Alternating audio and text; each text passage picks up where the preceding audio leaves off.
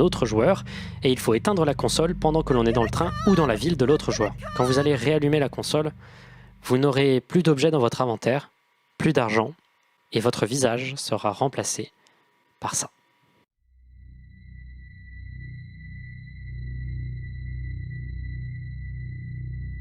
Ce visage étrange est en fait le même visage que sur les gyroïdes. Ce sont des petites statues apparaissant dans le jeu qui sont basées sur les Aniwa, des statues utilisées pour des rites funéraires censés contenir l'âme des défunts.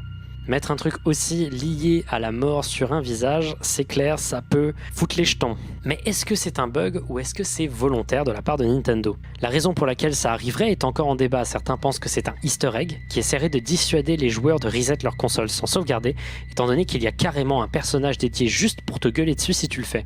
Néanmoins, certains pensent qu'il s'agirait juste d'une corruption étrange du jeu, le visage étant utilisé comme placeholder. Un truc qui est sûr, c'est qu'on peut tomber dessus par erreur. Imaginez, je sais pas moi, que la console se reset sans que la personne ne s'y attende et qu'il se retrouve avec ça en relançant le jeu. Ce glitch a traumatisé beaucoup de gens, mais ce n'est pas la seule chose liée à Animal Crossing qui a traumatisé des enfants.